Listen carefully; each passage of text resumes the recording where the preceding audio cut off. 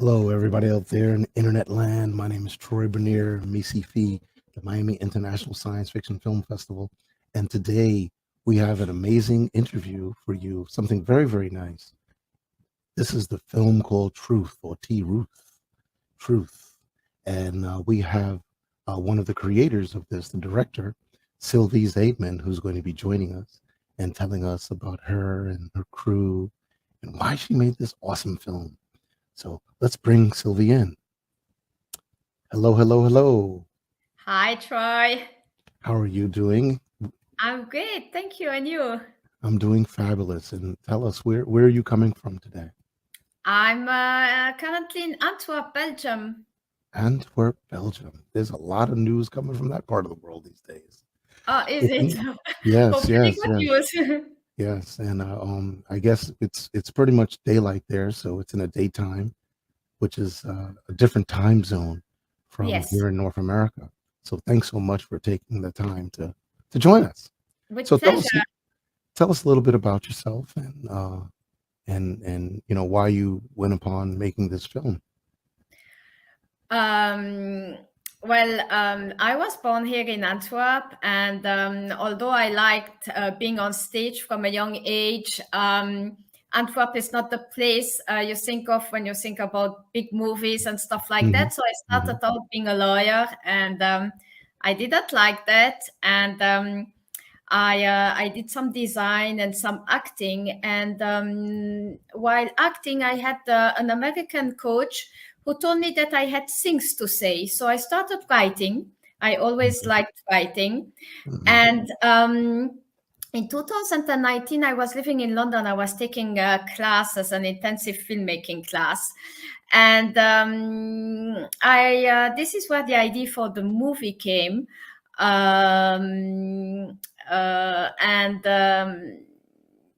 basically, I thought, you know what, if I have an idea for a movie, I want to be the one directing it as well. So this is why I spent some time in London. And yeah, this is how I ended up making this movie, my first professional short movie. Well, definitely a job well done. Thank you. Yeah, we're not going to give away all of the perks because people have to, of course, watch the film. One of the wonderful things that we do at the festival is we have a virtual festival, and in the virtual festival, it gives people a chance to look at the interviews and whatever context we like to encapsulate our films in, and enjoy the films in a more in their own settings in their homes, because the local community, ever since the pandemic and all of this, there's just a large segment of people, which could be half, sometimes even more, prefer to watch films at home than anywhere else. So can you tell us a little bit more about the film? Well, as I briefly mentioned, the idea for the movie came to me while I was going to my filmmaking classes in London.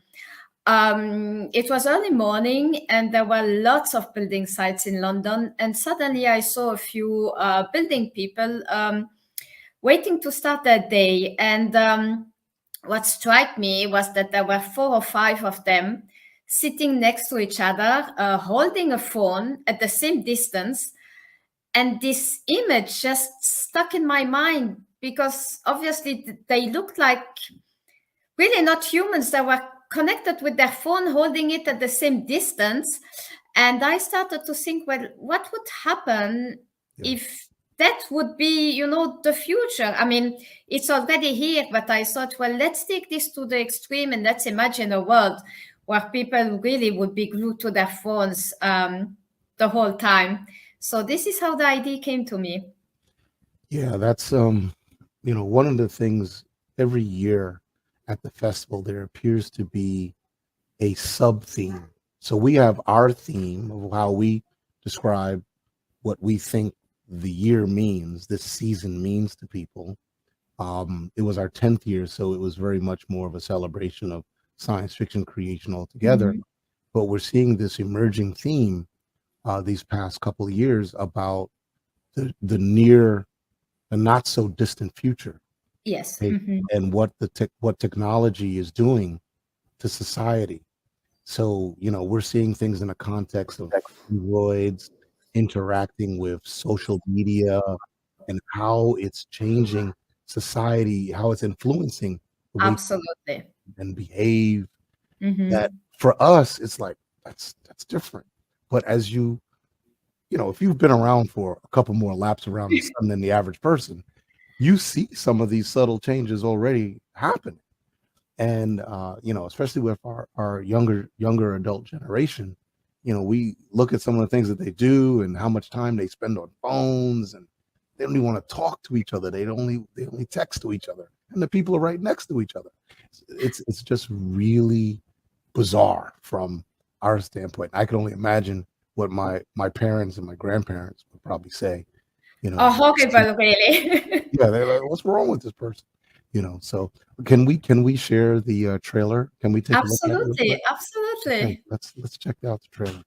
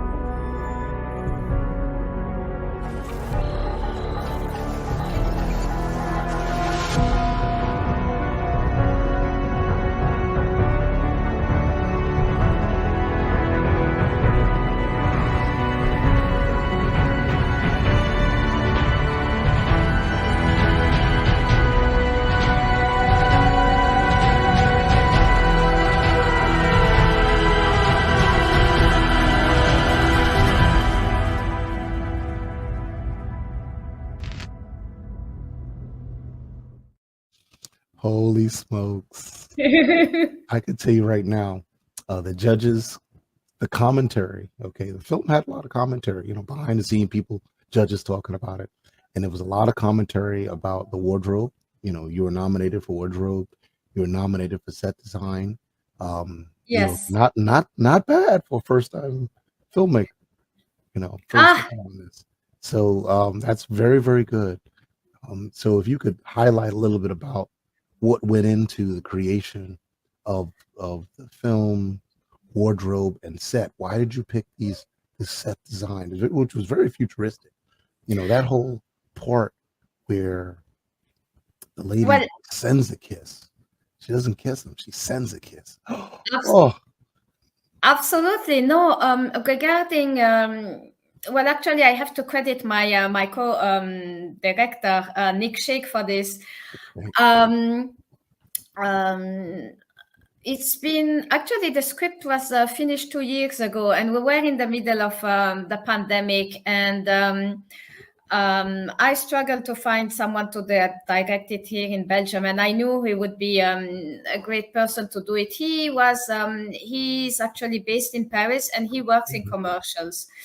And basically, I sent him the script, and he immediately told me, "Well, we're going to use something that was at the time more used in commercial, which is 3D LED screens." Oh, Um, really? Those are LEDs. yeah, the whole, and this is something I'm also very proud of. The whole movie was shot in a studio using 3D LED screens. Wait a Uh, second. Wait a second.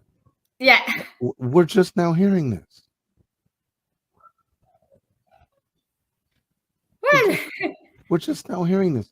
And I don't think any of the write up it said that the film was shot.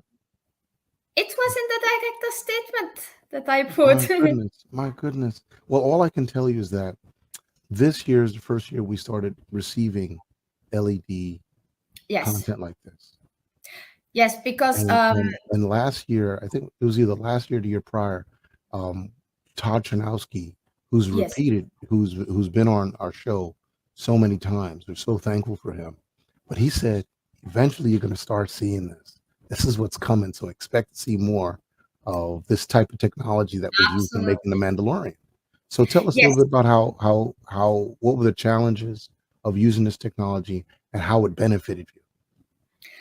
Well, it's kind of like crazy because obviously I used a very modern technology to obviously condemn the overall use of technology. But well, I remember we were still in the middle of the pandemic. Mhm. I was very scared when I approached Nick. It was the end of 2021. I was very worried that if I had to shoot in Paris, there would be a lockdown. I couldn't go there. But anyway, the great thing with it was that we managed to work well on screens with it. Basically, he went to see the studio for the design of the sets. We worked with a team who was in Spain, and Mm. we really did everything like we're talking now. And Mm. it went actually quite smooth because I had a very good idea of what I wanted. So I sent them my mood boards. I sent them like the designs I wanted based on what the storyboarder did, Yes. and Yes. we really had one or two returns. So the design of the set was not a problem. Mm. We had during shooting, we had like one little problem with perspective tracking because the camera and the computer couldn't find each other. So Oh. it's still new technology, mainly for the scene under the moonlight because it's quite a heavy decor. You have a lot of buildings there, lots of Can we share that? skyscrapers. Let's share that scene. Um, Hold on. I'm gonna share so we could show people this right here. Yeah. Yes. Well, you don't So see this. it because it's slightly dark, but it's a very heavy scene. You have all different buildings, you have a boat, you have some water, you have the lights, you have the trees, you have some people in the background. So you have the moon, which caused us problems. So But that's a real moon. Well, it's not a real moon. nothing is real here. This is all fake decor. Actually, to tell you, the moon on the screen was not ground, which was we spent weeks discussing the moon, so we had to redo it. Our special effects guy, Maxime Villemar, had to do it again. So it's we did the decors which were very good because I could visualize them. And if there was a building that I didn't like, well, I just could tell them, oh, remove me this 30-story building, which they did in a few scenes. But this was quite tricky. This was a tricky scene to shoot, and there were lots of special effects going, especially for the moon. So this is still the limits of the technology. But I'm very happy we managed to shoot with that because there were no surprises. We shot each scene after the other, so we had plenty of time left over. I like shooting like that. No bad weather surprises. Yeah, that's so impressive. That like here's another scene where you also had some messaging going on here. Not to give it all away to the folks because you really want to watch the film, okay? And the film will be, if I'm correct, you're still on board with us with the virtual festival, right? Yes. So, folks, you'll be able to watch this on the Roku channel, and yes, you have to pay. You can request a discount code. We're happy to give out discounts where we're able to, but so you'll be able to watch the film in its film block. But in this scene, he's playing chess with a computer, and she's playing with a stuffed animal. Well, you're sending a message. She's playing with an animal of the future. Obviously here you see his back, but when you see the whole movie, you'll see how much technology is present in their daily life. Obviously too much, and this is what I want to warn people about. But yeah, this was also, as you see, we made the decor, and then our special effects guy added the chess board. Yeah, it's technology is just everywhere.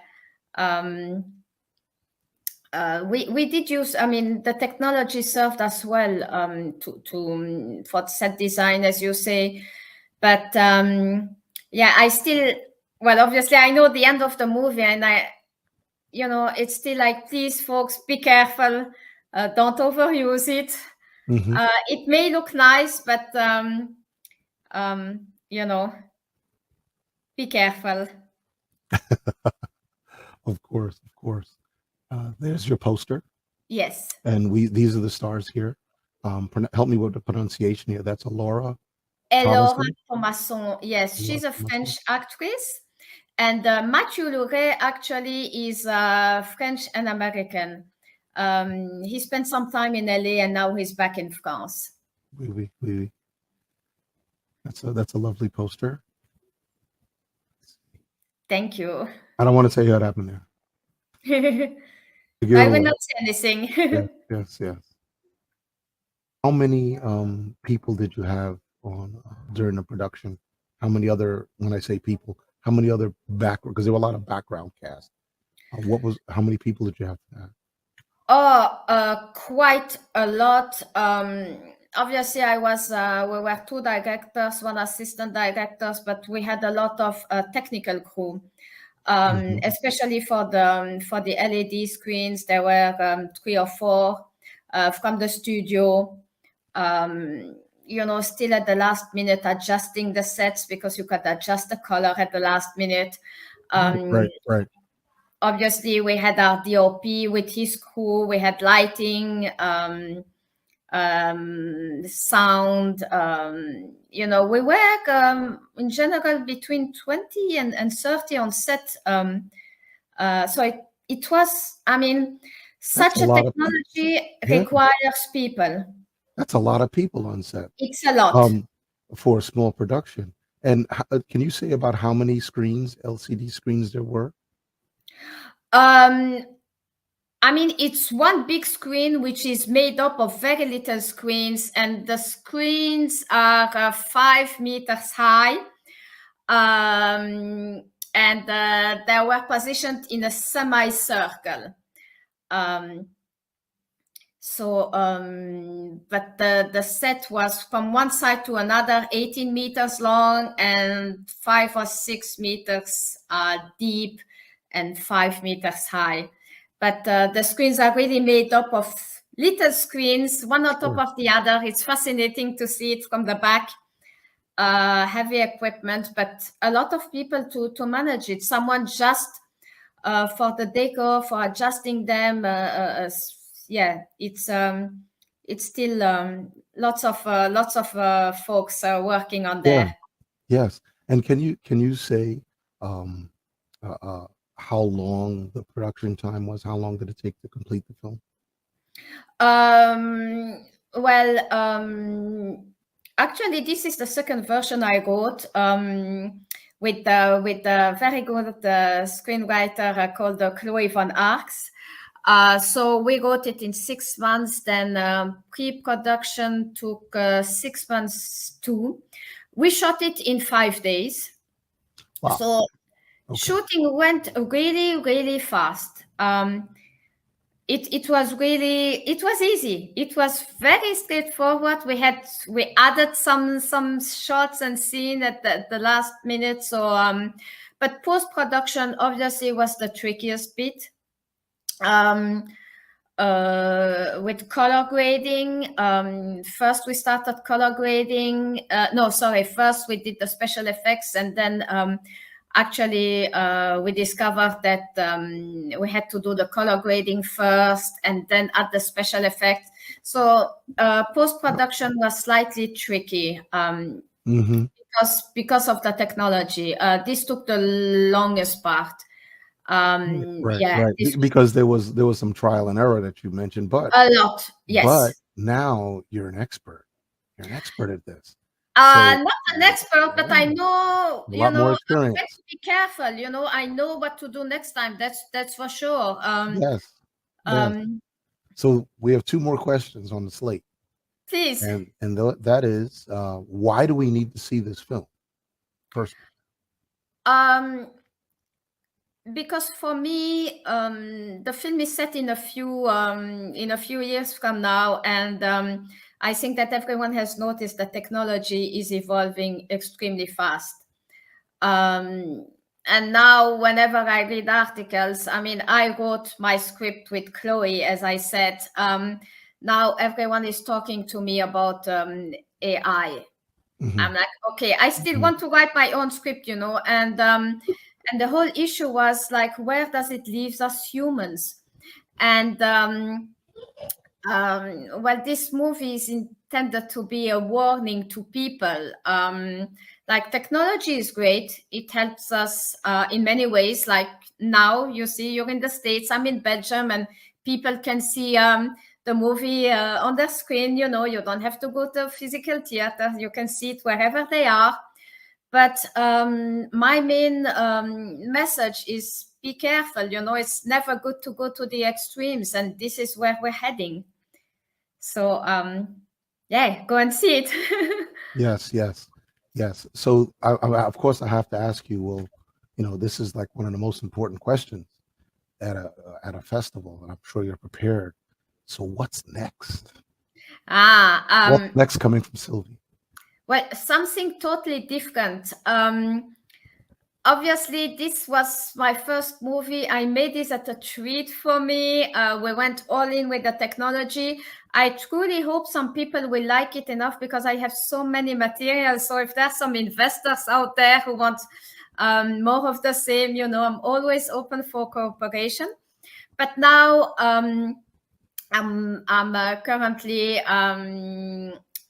preparing one feature about family drama, and a shorter one about well, there are a few. I'm still there are a few important themes like feminism and other social issues which have changed society in the last 20 years. So back to the writing boards, but something should come out next year. But no Well, sci-fi, I think, for the moment, oh unfortunately. no, don't tell me that now. Don't Well, tell me that. hopefully very soon. I'll sure keep it in mind. Yes, yes. Well, if it's all possible, we'd like to show the trailer at least one more time. And Absolutely. thank you so much, Sylvie.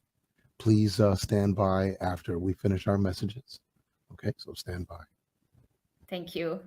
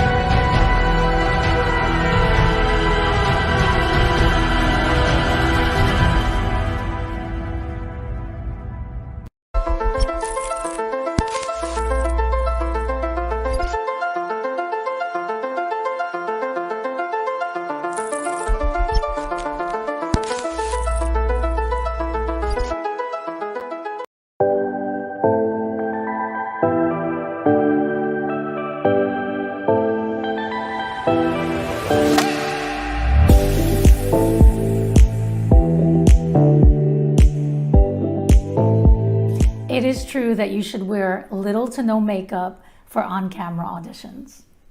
I would say that the camera picks up everything.